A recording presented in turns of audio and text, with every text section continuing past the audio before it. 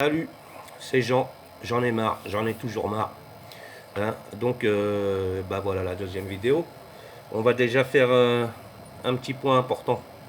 Je voudrais m'adresser à tous ceux qui sont contre le mouvement et enfin tous ceux, les 20% en fait des Français qui sont contre le mouvement et qui viennent mettre des commentaires sur ma chaîne. Bon, c'est bien, vous avez le droit de vous exprimer, on est en démocratie. Par contre, je vous dis tout de suite une chose, hein. La récupération politique, les insultes, des trucs comme ça, vous ne m'intéressez pas. Donc je vous vire directement. C'est pas la peine d'essayer, ça marchera pas. Ok. Dès que je vois un truc comme ça, je le vire. Voilà, c'est clair. Allez vous exprimer sur des pages, d'autres pages, mais ici, non. Voilà. Donc, on a monté un groupe. C'est le groupe contre la hausse du carburant du Val d'Oise, 95, et on est en train de s'organiser. Alors, on va revenir sur deux, trois petits points. Maintenant qu'on a fait le point. Alors, déjà les médias. Alors, je vais vous expliquer quand même, parce que là, on a un petit peu en travers. Ça fait trois fois que vous venez nous chercher pour des interviews, pour nous demander notre avis, pour savoir comment ça se passe et tout. Et ça fait 3 fois que vous nous censurez. Alors, c'est bien, vous êtes gentil, mais alors maintenant, je vous le dis tout de suite, hein, le groupe du Val d'Oise, c'est terminé. Vous n'aurez plus rien de nous. Ça veut dire uniquement la seule chose que vous pouvez avoir, c'est du direct. Sinon, vous n'aurez rien. Vous n'aurez rien. Alors, je vais citer une chaîne, parce que franchement là, ils nous ont pris pour des blaireaux. C'est TV5, l'émission C'est dans l'air. C'est dans l'air. Non mais arrêtez, arrêtez, sérieux, vous vous foutez de la gueule du monde. Hein. On a regardé votre reportage, vous avez tout coupé, vous avez tout censuré, et vous étiez 4 là, mais 4 personnes là, mais je me demande d'où vous sortez pour essayer de nous faire avaler des couleuvres pareilles. Hein. Alors je vais m'adresser à la dame là, qui a dit qu'on a gagné du pouvoir d'achat sur l'essence. Alors madame, je ne sais pas d'où vous avez vos sources, mais quand même, on n'est pas des débiles.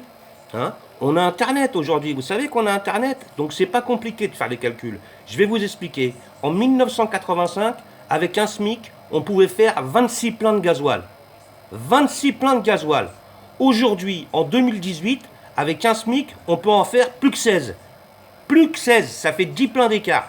Vous voyez où, vous, qu'on a eu une évolution du pouvoir d'achat pour acheter du carburant? Mais vous vous foutez vraiment de notre gueule. Mais franchement, vous vous foutez de notre gueule. Je peux vous dire qu'on n'est pas content, on va se souvenir de vous, et c'est fini, hein. Venez plus nous chercher. Vous pouvez essayer de nous chier dessus, comme vous avez déjà fait, et arrêtez d'agresser les gens par MP, parce que ça va mal finir. Vous commencez vraiment à nous gonfler. Donc soit vous faites les choses dans l'ordre, soit vous racontez pas de conneries, soit vous nous oubliez. On n'a pas besoin de vous.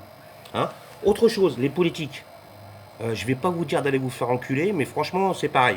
Donc, on a dit, c'est apolitique.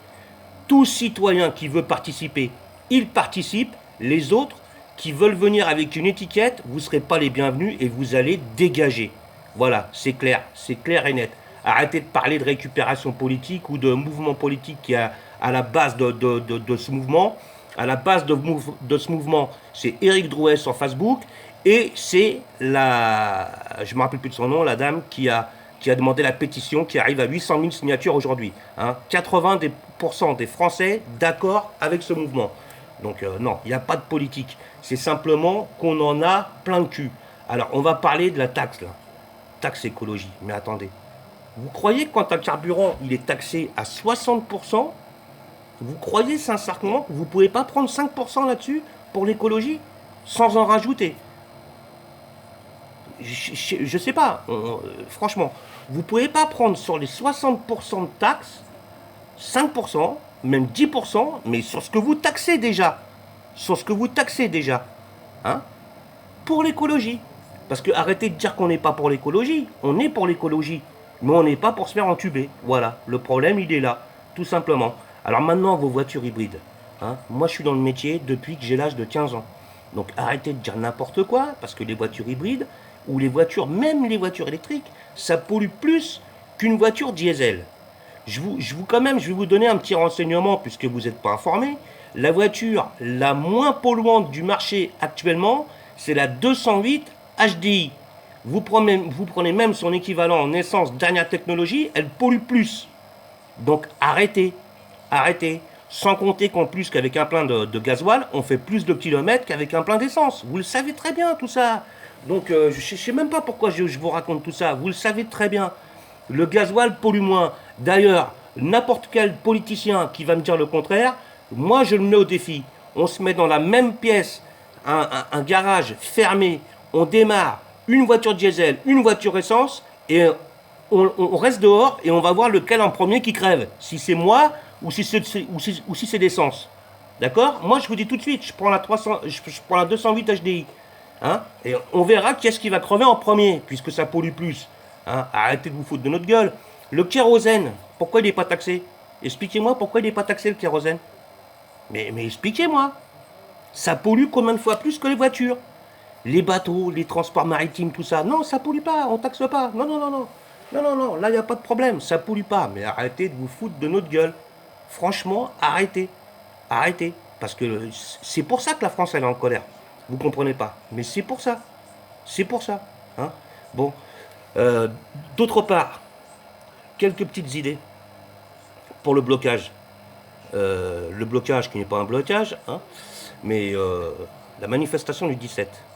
Alors, moi je vous suggère, ceux qui n'ont pas de véhicule, ceux qui n'ont pas de voiture, qui sont à pied, eh bien mettez des gilets jaunes, hein, et faites des chaînes humaines devant les grands magasins.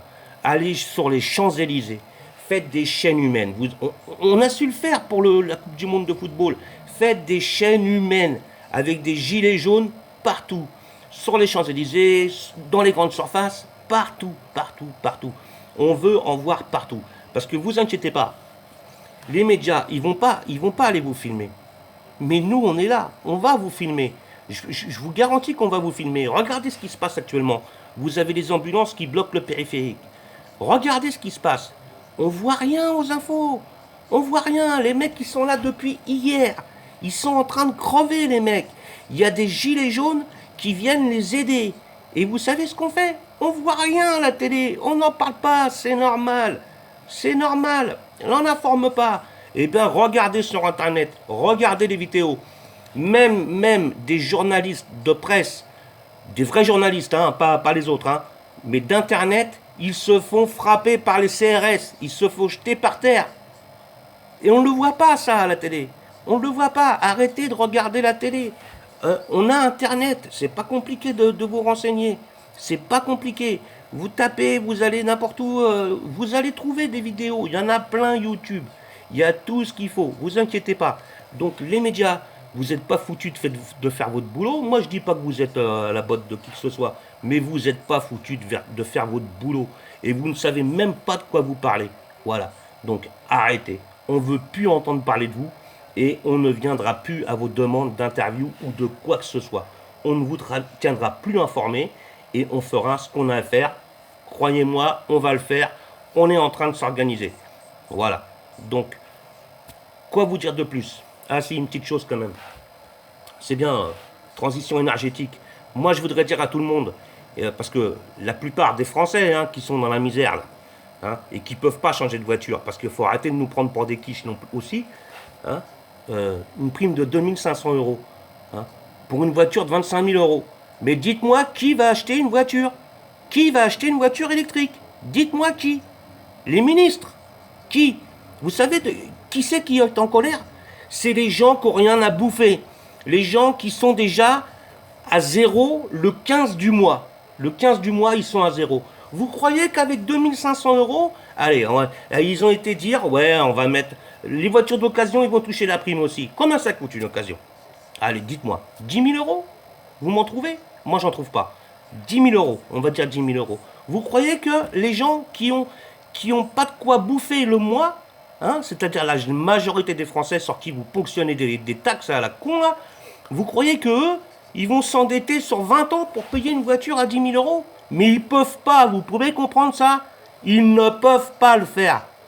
Alors, moi, je vais m'adresser à eux, je vais vous dire, tous ceux qui ont des injections mécaniques sur leur diesel, mécaniques, je dis bien, pas électroniques, hein, les injections mécaniques, mais de toute façon, c'est la plupart des gens pauvres. Hein. Tout cela, vous pouvez rouler à l'huile de friture.